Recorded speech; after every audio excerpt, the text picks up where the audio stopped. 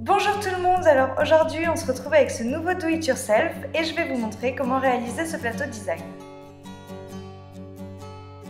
Pour le matériel, il va vous falloir un plateau, donc le mien vient de chez Cultura, des pinceaux, un ou plusieurs intercalaires, de la peinture, une éponge, de la colle, un cutter et une paire de ciseaux.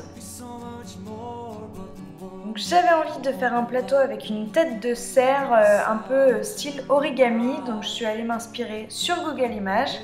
J'ai trouvé ce modèle là qui me plaisait beaucoup, c'est une toile qui est en vente sur Etsy. Donc j'ai décidé de m'en servir pour mon design.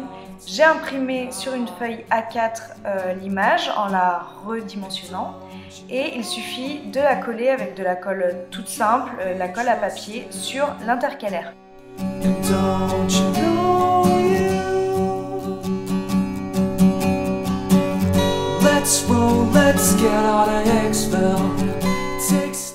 Ensuite, il vous suffit de prendre votre cutter et de découper toutes les zones imprimées en noir.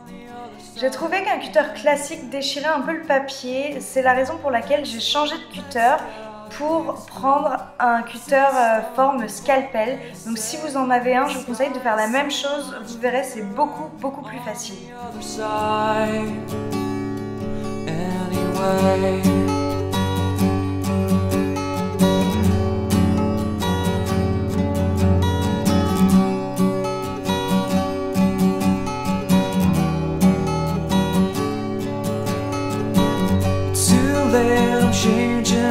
Tonight, wake up and see the scenes behind closed doors. You're all asleep inside. Get on the back of the daily argument. Tell the cunts in the horses of parliament. Clean up your lights, get it right. Don't you know can't be trusted? Don't you know you? Let's roll, let's get out of Hicksville. Take stock of what they say. Sky's so much clearer on the other side anyway. Let's roll. Une fois que vous avez fini la découpe, il vous suffit de retirer la feuille de papier, donc vous allez voir ça part assez facilement. Il vous suffit juste de gratter pour les petites zones qui ont un petit peu plus adhéré avec la colle.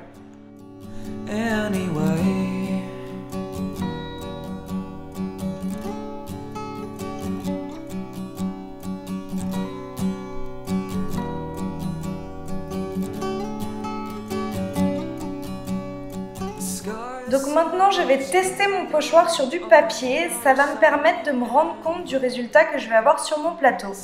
Pour ça, je coupe une éponge de cuisine toute simple sur la tranche. Sachez qu'il existe aussi des pinceaux éponges, mais voilà, je n'en avais pas.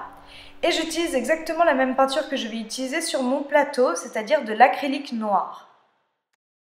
I wonder what you are thinking of now.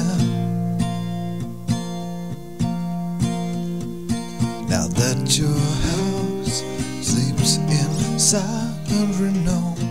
Voilà le résultat sur papier, donc moi ça m'a permis de me rendre compte que la corne en haut à gauche était un petit peu déformée à cause des trous de l'intercalaire. C'est pour ça que c'est important de tester sur papier. Ensuite, je mesure mon plateau et je décide de faire un rond à l'aide d'une assiette pour faire un fond à ma tête de cerf. Comme peinture, j'utilise de la peinture acrylique couleur cuivre que j'ai achetée à la foire fouille et je décide de laisser les traces de pinceau apparentes, donc c'est pour ça que je vais d'un côté et de l'autre pour obtenir un effet un peu vieilli, un peu vintage.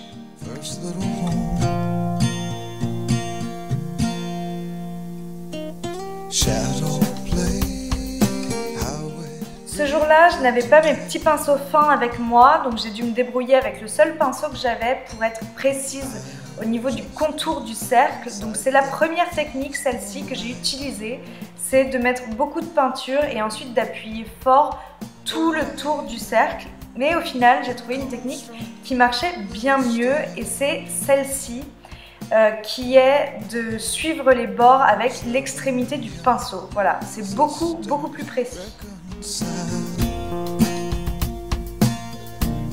Donc je vous montre le résultat avec les reflets du soleil. Moi j'adore vraiment cette couleur. Une fois que la peinture est sèche, on peut commencer le pochoir du cerf. Donc il faut bien sûr le placer au centre. Et ensuite c'est exactement la même technique que sur le papier, toujours avec un morceau d'éponge de cuisine. D'ailleurs, petit conseil, essayez d'avoir la main légère avec la peinture noire puisque le bois absorbe beaucoup plus la peinture que le papier et du coup ça va avoir tendance à baver un petit peu plus sur les côtés.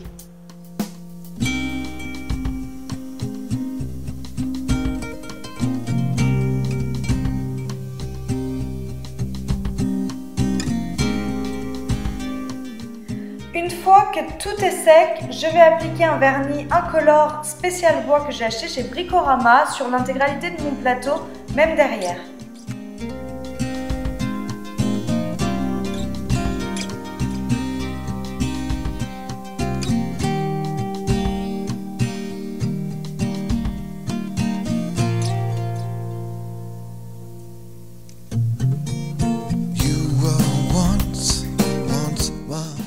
Voilà, votre plateau est terminé, j'espère que la vidéo vous a plu. Si oui, n'hésitez pas à vous abonner à ma chaîne et à aimer la vidéo et je vous retrouve très bientôt sur YouTube. Ne faites pas la même erreur que moi, ne l'imprimez pas telle qu'elle. Il faudra d'abord retourner l'image pour que votre texte soit à l'endroit, puisqu'il s'agit d'un transfert d'image.